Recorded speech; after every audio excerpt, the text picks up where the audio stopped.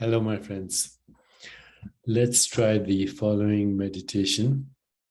The following meditation and inquiry and reflection and exercise, whatever you want to call it. So just close your eyes and we're going to play a little bit with the subtle senses, otherwise called tanmatras. Tanmatras in the Sanskrit language. Matra means measurement and also is the subtle measurement in imagination of perceptual experience is called tanmatra, the subtle senses. Okay, now with your eyes closed, imagine the sound of a drum beat. Hear it in your awareness. Now imagine the sound of a newborn baby. Hear it in your awareness.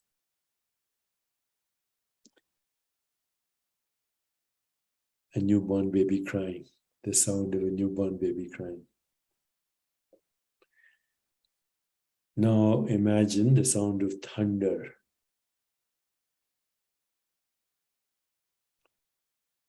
Experience it. Imagine the sound of a dog barking. Hear the bark of a dog in your awareness. Now hear the voice of someone you love in your awareness.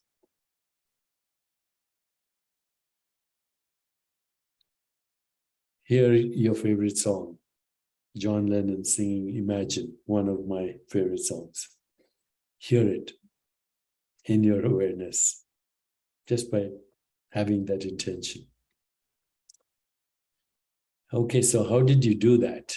You converted formless awareness into the experience of sound. How did you do that? Just by having the intention. But what you were doing is reconstructing an experience you'd already had. Okay, so when I said, imagine the sound of John Lennon singing Imagine, you could only do that if you had heard the song before. Okay. So what were you doing? You were creating subtle sounds on the screen of your consciousness as a result of memory. Now, actually open your eyes and look at me and hear me. Okay. And you are hopefully understanding me. I'm speaking in English. And you also hopefully recognize me because you've seen me before. So the sound of my voice that you hear right now is these words in English with a little bit of an Indian accent is a memory. What you're hearing right now is a memory. If you did not remember, then this would be noise. Okay, but you remember having heard this, so you recreate that sound in your awareness as you hear this. Same thing with looking. Okay, now let's move to another experience in your awareness. Just in your awareness, close your eyes and imagine a rainbow. Imagine a green meadow. Imagine a red rose. Imagine sunflowers. Imagine Statue of Liberty. Imagine the Empire State Building. Imagine mountains. Imagine sunsets on the ocean. Imagine the sky lit with stars. Okay. Open your eyes. How did you do that? you converted formless awareness into the experience of everything I mentioned, rainbows and sunsets and sky and stars. How did you do that?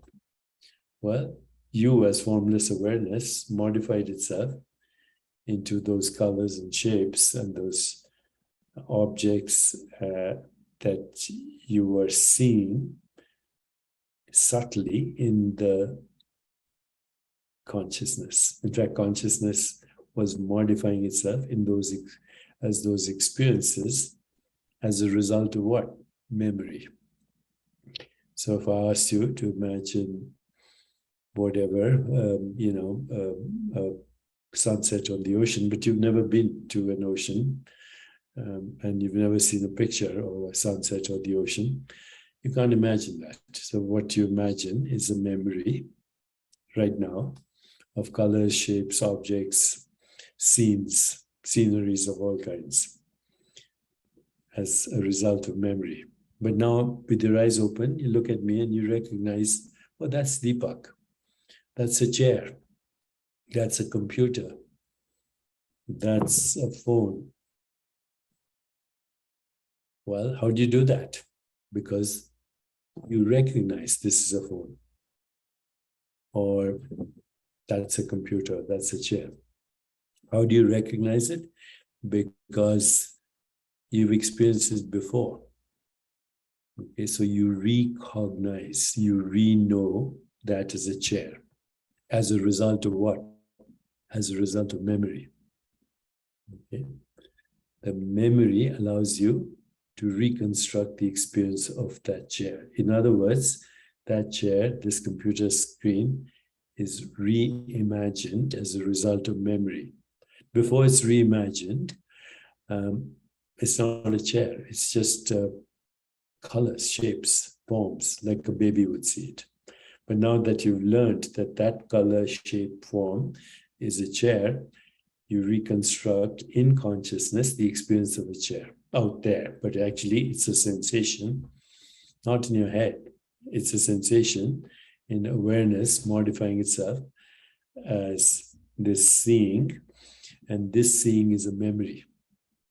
When you see me, you remember me. You don't actually see me. You reimagine me.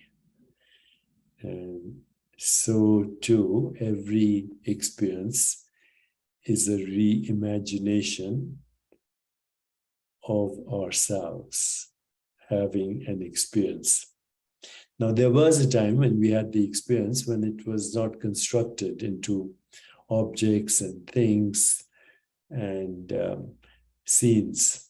It was just colors, shapes, forms, noise, sensations, feelings.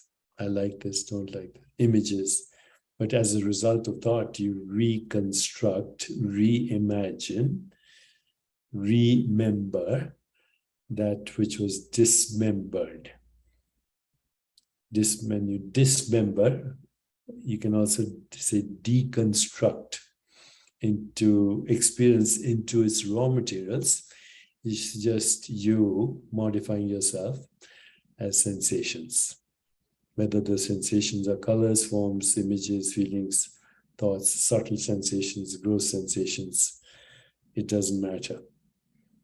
Everything you experience is the imagination of yourself. Whether you call it mind, body, or universe, doesn't matter. We are all the imagination of ourselves. And imagination has no limit, right? You can imagine unlikely appearances.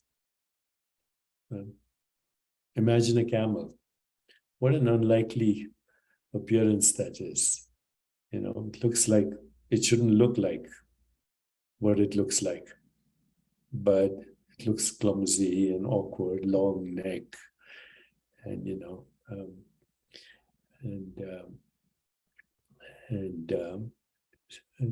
incongruous body, and yet when it moves, it's so graceful. Or a giraffe, a camel, elephant, hippopotamus. It's in imagination that that archetype is created. And then it is projected as a perceptual activity, which we call the real thing, but it's also imagination. So whatever you can see, perceive, is preceded by imagining it. If I tie my shoelaces, I have to first, in the subtle body, imagine that, and then I physically do it. But they're all both activities in consciousness, modifying itself into a subtle appearance, and then what we call a physical appearance. But the physical appearance is just another perceptual activity. And that perceptual activity is a learned phenomenon called imagination, which reconstructs the deconstructed sensation. Who are you? You are the infinite imagination of the universe. And you are the infinite imagination of yourself. I hope this makes sense. And if it doesn't, then it doesn't.